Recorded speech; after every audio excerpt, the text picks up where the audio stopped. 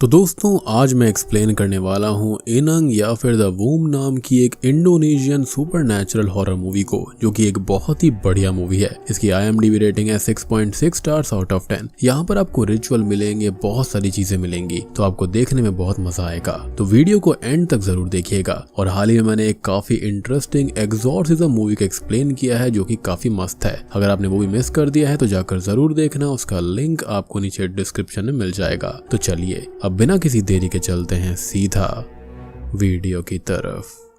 Movie की शुरुआत में हम एक बूढ़े व्यक्ति को देखते हैं जो कि अपना नाम एगुन बताता है और गुड लक और बैड लक के बारे में बोलता है। कुछ रिचुअल्स के बारे में बताता है जो कि बुधवार यानी कि वेंसडे के दिन पैदा हुए बच्चों पर किए जाते थे, उन्हें कर्ज से बचाने के लिए, क्योंकि अक्सर प्रेग्नेंट लेडीज पर काला जादू या फिर कर्ज की वजह से खतरा आ जाता था, मोस्टली उनके बच्चों पर। और ऐसे ही बैड लक या फिर कर्ज को हटाने वाले रिचुअल्स होते हैं, और अगर फिर भी वो कर्ज या फिर बैड लक ना जाए तो दूसरे कुछ रिचुअल्स करने पड़ते हैं, जिनके अलग ही तौर तरीके हैं, जो कि स्पेशली एगुन ही करता है। और इसका रेफरेंस हमको आगे आने वाले सीन्स में मिलेगा।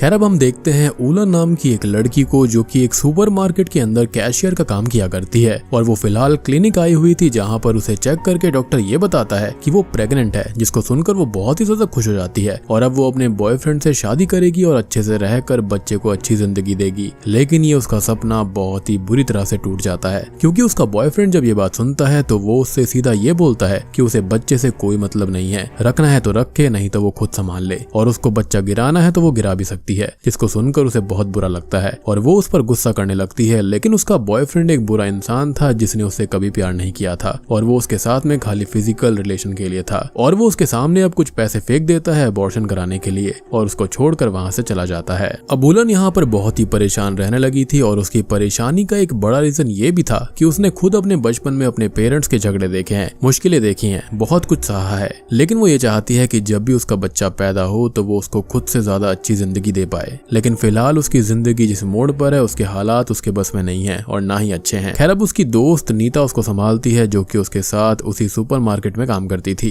खैर उलन अब यहाँ पर घर पर आती है, जो कि एक बस्ती में रहा करती थी, जहाँ पर हर एक इंसान, हर एक फैमिली अपनी अपनी परेशानी, दुख के बोझ तले वहाँ पर था, और उलन उनमें से एक है। खैर अब वो अपने घर पर बच्चे के बारे में सोचने लगती है कि वो क्या करे, लेकिन उसको कुछ भी समझ में नहीं आ रहा था। और वो सोशल मीडिया पर अब मैटरनिटी हेल्प ग्रुप को ज्वाइन कर लेती है, जो कि प्रेग्नेंट वुमेन की हेल्प किया करते थे। खैर अब कुछ ही देर के बाद में उसका लैंडलॉर्ड वहां पर आता है और वो उससे रेंट मांगता है, जो कि उसने पिछले 2 हफ्ते से नहीं दिया था। और इस बार वो उसको धमकी देकर जाता है कि अगर वो 2 दिन में उसको रेंट नहीं देगी तो उसे रूम से निकाल दिया जाएगा। और अब वो और ज्यादा परेशान रहने लगती है। अब काम पर वो अपने दोस्तों से डिस्कशन करती है कि क्या करना चाहिए, जिस पर नीता उसे अबॉर्शन के बारे में बताती है, प्रोसेस समझाती है। लेकिन उलन का दिल अबॉर्शन के लिए तैयार नहीं था। और तभी हम उस पर नजर रखते हुए किसी आदमी को भी देख पाते हैं, हालांकि उसका चेहरा हमें क्लियर नहीं दिखाई देता। अब उलन अपनी सैलरी की बात करने मैनेजर के पास में जाती है, और वो उसे पैसा देने के लिए एग्री भी हो जाता है। लेकिन वो उससे बदले में कुछ फेवर्स मांगता है, जिस पर गुस्सा होकर वो उसको थप्पड़ मारकर जॉब छोड़कर वहां से चली जाती है। खैर अब वो अकेली बैठकर रो रही होती है, और वो उस मैटरनिटी हेल्पिंग ग्रुप में कॉल करके वहां पर डिस्कस करने की कोशिश करती है कि उसे क्या करना चाहिए और उसको हेल्प कैसे मिलेगी। अब अगले सीन में उसे बुरे बुरे ख्याल आ रहे होते हैं अबॉर्शन के बारे में, जो कि वो करवाना नहीं चाहती थी। और नीता भी उससे मिलने आती है, उसको समझाती है। खैर अब वो फिर से हेल्पिंग ग्रुप में कॉल करती है, और वो लोग उसको बताते हैं कि उसके पास 3 चॉइसेस हैं। पहला ये कि प्रेगनेंसी डिस्कस करके उसका सॉल्यूशन निकालना होगा कि आगे क्या करना है। सेकंड अबॉर्शन भी हो सकता है। और तीसरा वो लोग उसे एडॉप्शन लिस्ट में डाल देंगे, जहाँ पर उसके बच्चे को कोई भी गोद ले लेगा, और बाकी की प्रोसेस में पैसे या फिर कुछ हेल्प उसको मिल सकते हैं। अब इसके बाद में हम उसे एक बूढ़े कपल से मिलता हुआ देख पाते हैं, जहां पर वाइफ का नाम ईवा होता है और हस्बैंड का नाम अगस होता है। वो लोग उसके बच्चे को गोद लेना चाहते थे, और उनका पहले से ही एक बेटा भी है। लेकिन वो दूसरे बच्चे की प्लानिंग कर रहे हैं, और इस एज में वो खुद कैपेबल नहीं है, इसलिए वो अडॉप्ट करना चाहते हैं, जो कि काफी वियर्ड था, क्योंकि ऐसी बातें काफी अजीब सी होती हैं। खैर वो लोग ये भी ऑफर रखते हैं कि जब तक बच्चा पैदा ना हो जाए तब तक वो चाहे तो उलन उनके साथ ही रह सकती है, ताकि वो लोग उसका और बच्चे का ख्याल खुद से रख पाएंगे। और बर्थ शर्त के बाद भी बच्चा वो खुद से दूर न माने, क्योंकि जब वो चाहे उससे मिल सकती है, उसके साथ टाइम स्पेंड कर सकती है, जिस पर वो सोचने का टाइम मांगती है।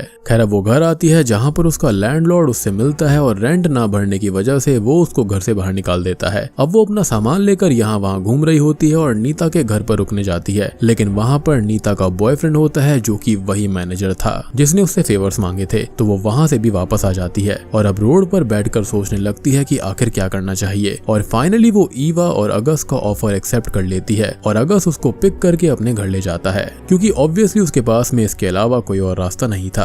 अब ईवा उसका बहुत अच्छे से वेलकम करती है और उसे घर दिखाती है और घर में काफी कुछ एंटीक चीजें थी। स्टफ टाइगर था जिस पर वो कहती है कि अगस को पहले हंटिंग का शौक था, जो कि अब नहीं है। खैर कुछ देर के बाद में उसे वो नहाने के लिए भेज देती है, जहाँ पर वो उसे बहुत अच्छी फैसिलिटीज, सैंड्स और काफी कुछ देती है। वो दोनों उसका बहुत अच्छे से ख्याल रख रहे थे, उसे बहुत अच्छे से खाना खिला रहे थे, जिससे वो बहुत खुश होती है। अब एक रात को वो घर के गार्डन में किसी को देखती है जो कि उसे क्लियरली समझ नहीं आता कि वो कौन है, और वो इसके बारे में ईवा से पूछती है तो वो बताती है कि कोई नेबर होगा जो कि यहाँ पर लकड़ियां लेने आया होगा, और वो ऐसे ही आते रहते हैं। हालांकि ये घर बिल्कुल सुनसान इलाके में था, बहुत बड़े जंगल जैसी जमीन के बीच में था, और यहाँ पर किसी का रात में आना थोड़ा अजीब लगता है। खैर हो भी सकता है कि यहाँ पर थोड़ी बहुत दूरी पर कोई रहता होगा और शायद से आ भी गया होगा। चलो यहाँ पर हम बेनिफिट ऑफ डाउट दे सकते हैं। खैर अब अगले सीन में हम एक रात अगस को जमीन में कुछ बैरी करता हुआ देख पाते हैं, जो कि कुछ पाउच जैसा था, और वो काफी बार रात में गार्डन में जाता रहता था। खैर अब दिन बीतते रहते हैं और प्रेगनेंसी का टाइम भी बढ़ता रहता है।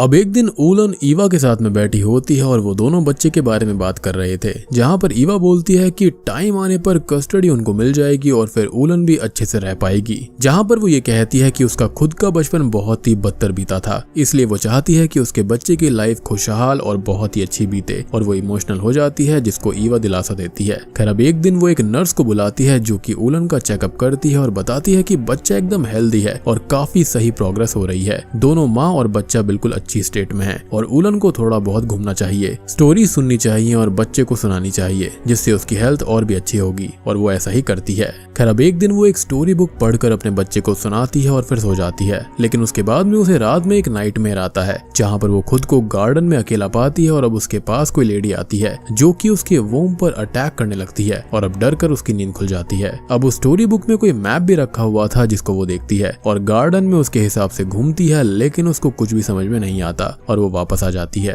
खैर अब घर पर ईवा और अगस ने किसी शेमन एगुन को बुलाया हुआ था, जिसके बारे में मैंने आपको शुरुआत में बताया था, जो कि अर्ब्स और एग से किसी रिचुअल जैसी चीज को करता है और कुछ चैंटिंग करने लगता है, जो कि किसी और के ऊपर नहीं बल्कि ऊलन के ऊपर ही हो रही थी। और ईवा और एगस को कैलकुलेट करके वो बच्चे के पैदा होने का दिन बताता है, जो कि वेंसडे का होता है, यानी कि बुधवार का, जिसको सुनकर वो लोग बहुत खुश होते हैं। हालांकि ऊलन सब देखकर काफी परेशान हो जाती है, क्योंकि ये रिचुअल वगैरह उसको समझ में नहीं आते। आज के टाइम में ये सब कौन करता था, इसलिए वो काफी अजीब फील करती है। खैर अब एगुन उसके ऊपर किसी तरह का धुआं छोड़ देता है, जिससे कि वो वहीं पर बेहोश हो जाती है, और अब वो अपने ड्रीम्स में बहुत ही अजीब और भयानक चीज देखती है। पहले तो किसी आदमी को उसके बच्चे की जगह पर देखती है, फिर किसी डीमन या फिर क्रीचर को घर में नाचता हुआ देखती है, अपने न्यूबॉर्न बेबी को भी देखती है जिसको अगस खा रहा था और ईवा उसके पास में बैठी हुई थी। साथ ही साथ वही गार्डन में उस अजीब सी लेडी को भी देखती है जो कि उस बच्चे को खा रही थी, और उसने जबरदस्ती वो बच्चा वोम से निकाल लिया था, और अब वो इन सब चीजों से बहुत ही ज्यादा परेशान हो जाती है, यानी कि उसके नाइटमेयर्स काफी वियर्ड होते जा रहे थे। खैर अगले सीन में वो ईवा और अगस से अपने बच्चे के बारे में बात करती है कि वो उसके लिए काफी डरी हुई है, जिस पर वो लोग उसको समझाते हैं कि उसे डरने की कोई जरूरत नहीं है, और एगुन उसके बच्चे को सिर्फ चेक करने ही आया था, वो अच्छा है या फिर नहीं, लेकिन ऊलन के दिमाग में डर बैठ चुका था। अब ईवा फिर से नर्स को बुलाकर ऊलन का चेकअप करवाती है, और वो भी यही बोलती है कि बच्चा बिल्कुल सही सलामत है और ऊलन परेशान ना हो। खैर अब वो उस नर्स से उस रिचुअल और एगन के बारे में बात करती है, तो नर्स बताती है कि old people traditional ways prefer करते हैं और इसमें परेशान होने वाली कोई भी बात नहीं है। हालांकि ऊलन की परेशानी खत्म नहीं होने वाली थी, तो इसके चलते वो अपनी दोस्त नीता को कॉल करके अपना डर बताती है, इस फैमिली के बारे में बताती है और उसे यहाँ पर आने का बोलती है और यहाँ से ले जाने की रिक्वेस्ट भी करती है, जिस पर वो मान जाती है, यानी कि अब यहाँ पर ऊलन रहना नहीं चाहती थी। खैर अब ये बातें ईवा ने सुन ली थी, तो वो ऊलन से पूछती है कि क्या उसके दोस्त उससे मिलने आने वाले हैं, तो वो बोलती है कि हाँ, जिस पर वो बहुत खुश होती है और बोलती है कि अच्छा है कि दोस्त यहाँ पर आए तो उसका मन हल्का हो जाएगा और उनको भी बहुत अच्छा लगेगा। खैर अब रात में हम नीता और उस मैनेजर को देखते हैं जो कि साथ थे, और उनके लिए कोई खाना लेकर आया था जिसको दोनों ने ही ऑर्डर नहीं किया, और वो लोग खाना ले भी लेते हैं जो कि और भी ज्यादा ऑकवर्ड वर्ड है। I mean, ऐसे आप फ्री का खाना क्यों ले रहे हो। खैर अब यहाँ पर जो खाना लेकर आया था हम उसको देखते हैं, जो कि कोई और नहीं बल्कि अगस ही होता है। और उसकी कार से हमको ये पता चल जाता है कि पहले जो ऊलन पर नजर रख रहा था वो कोई और नहीं बल्कि अगस ही था। यानी कि इस बूढ़े और बुढ़िया की नीयत बिल्कुल भी सही नहीं थी। खैर कुछ ही देर के बाद में खाना खाकर वो दोनों ही मरने लगते हैं, क्योंकि उसके अंदर अगस ने जहर मिला दिया था। और वो घर में जाता है और उनकी बॉडीज को थोड़ा बहुत चेंज करता है। नीता का गला काट कर नाइफ को मैनेजर के हाथों में दे देता है, ताकि ये साबित हो जाए कि उन दोनों ने ही एक दूसरे को खत्म किया है, या फिर मैनेजर ने नीता को मारकर खुद को खत्म कर लिया। यानी कि उनकी आपसी लड़ाई हुई थी और इसके अंदर बाहर वाले का किसी का भी हाथ नहीं है। खैर अब अगले सीन में ऊलन घर पर नीता के आने का इंतजार कर रही होती है, जो कि बेचारी अब नहीं आएगी, क्योंकि हम जानते हैं कि उसके साथ में क्या हुआ है। लेकिन घर पर आ जाता है ईवा और अगस का बेटा बर्गस। अब ईवा और अगस उसे सडनली बिना बताए घर आता हुआ देखकर शॉक्ड हो जाते हैं और परेशान हो जाते हैं। हालांकि ऐसा नहीं होना चाहिए था, क्योंकि पेरेंट्स को बच्चों के आने पर बहुत खुशी होती है। वो वहाँ पर ऊलन को देखता है और उसके बारे में पूछता है, लेकिन फिलहाल उसकी माँ उसे कुछ भी नहीं बताती। अब बर्गस हमको यहाँ पर एक केयर फ्री तरह का लड़का दिखाई देता है, जो कि काफी खुश है, काफी नॉर्मल सा लड़का हमको लगता है। और पेरेंट्स से बात करते हुए वो ये बताता है कि उसने जॉब छोड़ दी है, जिस पर ईवा बोलती है कि अगर उसे काम पर या फिर किसी दूसरे शहर में कोई परेशानी थी तो वो बता सकता था। उसके डैड के काफी कनेक्शंस हैं और वो उसके काम आते। कुल मिला के बात करी जाए तो वो उसके घर आने से काफी परेशान थे, जैसा कि वो नहीं चाहते हो कि वो घर पर आए। और उसने अपने ऊपर टैटूज भी बनवाए हुए थे, जिससे उन लोगों को और भी प्रॉब्लम होती है। अब इधर ऊलन इस घर में काफी डर रही थी और वो यहाँ से भागने की तैयारी में लग जाती है, लेकिन उसके पास पैसे नहीं थे। तो वो पहले तो बर्गस के पर्स को चेक करती है ताकि पैसे निकाल पाए, लेकिन पैसे वहाँ पर नहीं थे। और अब वो यहाँ वहाँ सब जगह चेक करती है, लेकिन उसको पैसे नहीं मिलते। लेकिन तभी रूम में बर्गस और ईवा आ जाते हैं, तो वो क्लोजेट के अंदर छुप जाती है और वो दोनों बात करने लगते हैं, जिसको वो सुनती है। यहाँ पर उनकी बातों में एक खास चीज वो सुनती है कि जब बर्गस ऊलन के बारे में पूछता है तो ईवा बताती है कि वो उसकी कोई नेफ्यू है, जिसका ख्याल रखने के लिए कोई भी नहीं था, तो इसलिए उसने उसे घर पर रख लिया। हालांकि हमको तो कुछ और ही कहानी पता है। साथ ही साथ बर्गस ये भी बोलता है कि ये पहले वाली हेल्पर की तरह है जो कि प्रेग्नेंट थी। और अब हमको पता चलता है कि इस घर में पहले भी कोई प्रेग्नेंट लेडी रह चुकी है, लेकिन उसका क्या हुआ, उसके बच्चे का क्या हुआ, इसके असली पत्ते हमको एंड में ही पता चलेंगे। खैर अब उन दोनों के जाने के बाद में ऊलन क्लोजेट से बाहर आती है, लेकिन बर्गस उसको देख लेता है और वो पूछता है कि वो यहाँ पर क्या कर रही थी, जिस पर वो कहती है कि उसे यहाँ से जाना है और जो उसने देखा, जिस चीज से वो गुजरी, उसके बाद वो यहाँ नहीं रह सकती और उसे पैसे चाहिए। जिस पर वो बोलता है कि वो उसको पैसे दे देगा, लेकिन वो पहले उसके पेरेंट्स से बात तो कर ले जाने के बारे में। जिस पर वो कहती है कि उसने उसकी मदर से बात करते हुए उसको सुना है और उसकी माँ ने उससे झूठ बोला, यानी कि ऊलन के बारे में उसने सारी बातें झूठ बोली हैं। पहले तो उसे खुद से यही पता लगाना होगा कि उसकी मदर ने उससे झूठ बोला तो आखिर क्यों। और अब बर्गस भी सोच में पड़ जाता है, यानी कि वो उसको बता देती है कि वो उनकी कोई नेफ्यू वगैरह नहीं है। खैर अब वहीं पर हम ईवा और अगस को आपस में बात करता हुआ देख पाते हैं, जहाँ पर ईवा बहुत ही परेशान थी और वो बोलती है कि क्या होगा और बर्गस को सब कुछ पता चल जाएगा। जिस पर अगस बोलता है कि वो हमेशा सच नहीं छुपा सकते और कभी ना कभी तो वो जान ही जाएगा। जिस पर वो कहती है कि वो एक्सेप्ट नहीं करेगा। जिस पर अगस बोलता है कि ये एक्सेप्ट करने वाली चीज से ज्यादा थैंकफुल होने वाली चीज है और वो कब तक ही जिंदा रहेंगे, कभी ना कभी उसे ये सब खुद भी शुरू करना होगा। और तभी वो लोग लकड़ी से कुछ बनाते हैं, जिसे उन्हें रेड पेंट करके कुछ करना होगा। और उनकी बातों से हमको ये पता चल गया है कि वो लोग ऊलन को यहाँ पर किसी गलत मकसद से लेकर आए हैं और उससे पहले और भी प्रेग्नेंट लेडीज वहाँ पर आ चुकी हैं और जो भी हो रहा है वो बर्गस के लिए था। लेकिन ये क्या है ये हमको अभी नहीं पता है और ये सच तो खाली यही दोनों जानते हैं। अब अगली सुबह ऊलन ईवा के साथ में ही होती है, जहाँ पर वो उससे ये बोलती है कि वो शुक्रगुजार है कि वो लोग उसे यहाँ पर लेकर आए, उसकी इतनी देखभाल करी, लेकिन अब वो अपने बच्चे को एडॉप्शन के लिए नहीं देगी, बल्कि वो उसको खुद ही बड़ा करना चाहती है। जिस पर ईवा बोलती है कि कोई बात नहीं, वो उसके डिसीजन की रेस्पेक्ट करती है, लेकिन जब बच्चा बड़ा हो जाए तो वो उसे उसका चेहरा जरूर दिखाए कि वो कितना क्यूट है। लेकिन ये सब एक झूठ होता है, क्योंकि अगले ही पल वो उसको हिप्नोटाइज कर देती है और उसके दिमाग से ये बच्चा ना देने वाली बात ही वैनिश कर देती है। यानी कि इन लोगों को इस तरह की चीजें भी आती थी। खैर अब ऊलन बर्गस के पास में जाती है और वो ये कहता है कि उसने काफी सोचा और उसको भी समझ में आ रहा है कि उसके पेरेंट्स उससे कुछ तो छुपा रहे हैं, लेकिन क्या ये उसको नहीं पता। अब ऊलन भी बता देती है कि वो उन्हें पहले से नहीं जानती थी, बल्कि वो तो उनसे फेसबुक ग्रुप के जरिए मिली। और उसको तो ये भी बहुत शॉकिंग लगता है कि उसके माँ बाप फेसबुक कब से चलाने लगे और वो उसको वादा करता है कि कुछ भी हो जाए वो उसको कैसे भी करके प्रोटेक्ट करेगा। अब वो थोड़ी बहुत रिसर्च करता है, पुराने एल्बम्स को देखता है और कुछ बड़ा फाइंड आउट कर लेता है। अब अगले दिन वो ऊलन को बताता है कि जब वो 10 साल का था तब उसके घर की हेल्पर प्रेग्नेंट थी और इसी बारे में उसने उस दिन मदर को बोला था। और जब उसका 20th 30th बर्थडे आया तब भी उसके डैड की कोई रिलेटिव प्रेग्नेंट हो गई थी और अभी उसके घर में एक और प्रेग्नेंट लड़की है, उलन है, और अगले दिन उसका 30वां बर्थडे है और ये सब कोई भी कोइंसिडेंस नहीं हो सकता। खैर अब वो लोग रात को और चीजें पता लगाने के लिए अगस्त के वर्कशॉप में जाते हैं, जहाँ पर उनको कुछ पिक्चर्स और किताबें मिलती हैं जिनको वो रख लेते हैं, लेकिन अब तक वहाँ पर ईवा और अगस्त आ जाते हैं और वो दोनों छुप जाते हैं, लेकिन वो लोग उनको ढूंढ लेते हैं और घर ले जाकर उनसे सवाल जवाब करते हैं कि वो रात में वहाँ पर क्या कर रहे थे, जिस पर वो ये झूठ बोल देते हैं कि वो एक दूसरे के साथ में टाइम स्पेंड करना चाहते थे। और अब ईवा थोड़ी और परेशान हो जाती है और उन्हें उनके रूम में भेज देती है। अब रात को बेरगस उस किताब को चेक करता है जो कि असल में एक रिचुअल वाली किताब थी और उलन के पास में वो पिक्चर थी जो कि असल में एक प्रेगनेंसी हेल्थ कार्ड था उस हेल्पर का, और इसी को उसने अपने नाइटमेयर में देखा था वूम पर अटैक करते हुए, और उसका गला भी कटा हुआ था। उधर जो चीज बेरगस को पता चलती है उससे उसके होश उड़ जाते हैं और अब वो उलन को लेकर घर से भागने लगता है ताकि उसकी जान वो बचा पाए। वो लोग कार से भागने की कोशिश करते हैं लेकिन कार शुरू नहीं होती। साथ ही साथ उसकी आवाज से ईवा और अगस्त भी जाग जाते हैं। अब वो लोग पैदल ही भागते हैं और बेरगस बताता है कि उलन और वो बाकी की प्रेग्नेंट लेडीज असल में एक सैक्रिफाइस है जो कि इस रिचुअल वाली किताब में लिखा हुआ है, और उलन ये देखकर शॉक्ड हो जाती है और अब तक ईवा और अगस्त आकर उन दोनों को पकड़ लेते हैं। अब तभी हम एक फ्लैशबैक भी देखते हैं जहाँ पर अगस्त एगुन से बात कर रहा था, यानी कि उस शेमन से, कि वो अपने बेटे के लिए बहुत ही ज्यादा परेशान है। उसके जाने के बाद में उसके बेटे का ख्याल कौन रखेगा, और एगन उसको बताता है कि वो उसका ख्याल रख लेगा और एगस परेशान ना हो। खैर अब अगले सीन में बेरगस को हम बंधा हुआ देख पाते हैं और अगस्त उसके सामने बैठा था। और दोस्तों अब यहाँ पर खुलते हैं इस मूवी के असली पत्ते। असल में बेरगस पैदा हुआ था जापानीज सेक्रेड वेंसडे को, और माना जाता है कि उस दिन पैदा होने वाला चाइल्ड कर्स्ड होता है और हमेशा के लिए एक अनफॉर्चुनेट लक से बन जाता है।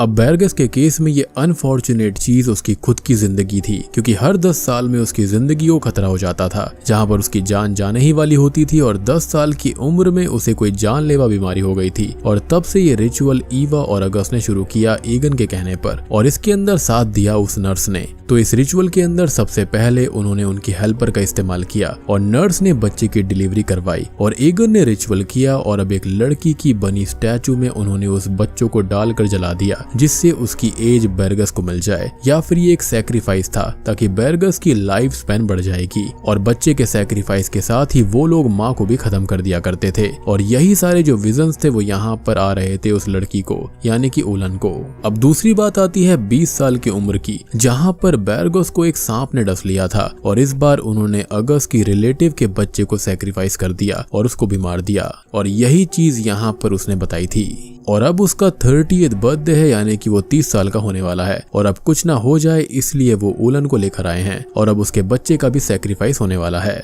बेसिकली ये रिचुअल यहाँ पर बेरगस की जिंदगी को बढ़ाने के लिए था। खैर अब बेरगस को ये सब सुनकर काफी गुस्सा आ जाता है कि उसके माँ बाप ने सुपरस्टिशन के चक्कर में इतनी सारी जानें ले ली और अब वो उलन को कुछ भी नहीं होने देगा। लेकिन वो लोग ये बोलते हैं कि उन्होंने जो भी पाप किए अपने बच्चे के लिए किए, उसको बचाने के लिए किए। अब ईवा उसे हिप्नोटाइज करके बेहोश करके रूम में छोड़ देती है, और कुछ ही देर के बाद में जब उसको होश आता है तो रिचुअल शुरू हो चुका था और उलन के बच्चे की डिलीवरी भी हो गई थी। अब तभी बेरगस वहाँ पर आता है और सबको धमकी देता है कि अगर उन्होंने बच्चे या फिर उलन को नहीं छोड़ा तो वो खुद को ही खत्म कर लेगा, यानी कि वो जो कर रहे थे उसका पर्पस ही खत्म हो जाएगा। अब वो उन दोनों को लेकर वहाँ से भागता है, जिसे एगुन रोकता है और वो उसको खत्म कर देता है। अगस्त अब बच्चे को मारने ही आता है, लेकिन कार से हिट होकर वो भी मारा जाता है और अब वो दोनों वहाँ से बहुत दूर चले जाते हैं। खैर अब यहाँ पर सुबह हो चुकी थी और बेरगस 30 साल का हो गया था, जो कि अब तक हर चीज को सुपरस्टिशन मान रहा था, और वो उलन से कुछ बात करता है और कार से निकलकर बाहर जाता है। लेकिन तभी एक ट्रक आता है और वो उसको हिट कर देता है और उसकी वहीं ऑन द स्पॉट मौत हो जाती है। मींस कर्स ने उसको छोड़ा ही नहीं था, और वो सुपरस्टिशन नहीं था बल्कि बिल्कुल सच बात थी। यानी कि ये बात बिल्कुल सच थी कि उसको हर 10 साल में मौत आती थी, यानी कि 10 साल में, 20 साल, 30 साल में, लेकिन इस साल वो रिचुअल नहीं हो पाया और वो खत्म हो गया। खैर अब मूवी के एंडिंग सीन में हम उलन को उसके बच्चे के साथ देखते हैं, लेकिन ये बच्चा भी तो सेक्रेड वेंसडे वाले दिन ही पैदा हुआ था, तो उस पर भी वैसा ही कर्स होगा। तो जी हाँ, उस पर भी वही कर्स है। और सबसे बड़ी बात कि यहाँ पर उम्र देने के लिए उस बच्चे को वेंसडे के दिन ही पैदा होना चाहिए। तभी तो यहाँ पर ये लोग इस बात को सुनकर खुश हुए थे कि उलन का बच्चा भी उसी दिन पैदा होगा। खैर अब यहाँ पर हम उलन को देखते हैं जो कि अपने बच्चे को बचाने के लिए वो सैक्रिफाइस रिचुअल करती है और हम उसे किसी लेडी को मारकर उसका बच्चा निकालते हुए भी देख पाते हैं। यानी कि उसने अपने विजन्स में खुद को भी देखा था, तभी तो उसको किसी की मुंडी नहीं दिख रही थी। यानी कि जिस पर्पस के लिए उसने अपने बच्चे को बचाया, अब अल्टीमेटली वो वही सेम चीज करने वाली थी। यानी कि बेरगस की मौत के बाद में उसको यकीन हो गया था कि ये सारी चीजें सुपरस्टिशन नहीं है बल्कि सच है। और बूम, इसी के साथ में ये मूवी यहीं पर खत्म हो जाती है। तो दोस्तों ये थी इनंग या फिर द वूम मूवी की कहानी। उम्मीद करता हूँ कि आपको ये इंडोनेशियन सुपरनैचुरल हॉरर मूवी अच्छी लगी होगी। पर्सनली मुझे ये मूवी काफी अच्छी लगी है और ये वहाँ के ही एक फोकलोर के ऊपर कहानी है। सारी की सारी थ्योरीज और सारी की सारी बातें मैंने आपको इस एक्सप्लेनेशन के दौरान ही समझा दी हैं। उम्मीद करता हूँ कि आपको अच्छे से मूवी समझ में आ गई होगी। कैरेक्टर भी ज्यादा नहीं है तो कंपैरेटिवली काफी आसान होगा आपके लिए। और यार आपको मैंने शुरुआत में द एविएटर ऐप के बारे में बताया था, उसका लिंक आपको पिन कमेंट डिस्क्रिप्शन दोनों में मिल जाएगा। रेस्पॉन्सिबिलिटी के साथ खेलिएगा। तो वीडियो पसंद आई हो तो लाइक कर देना, चैनल के ऊपर नए हैं तो सब्सक्राइब कर लीजिए। और अगर आप यहाँ पर उन कपल की जगह पे होते या फिर उलन की जगह पर होते तो आप लोग क्या करते, कमेंट सेक्शन में जरूर बताना। तो मैं आप सबको मिलता हूँ अगली वीडियो के साथ में, तब तक के लिए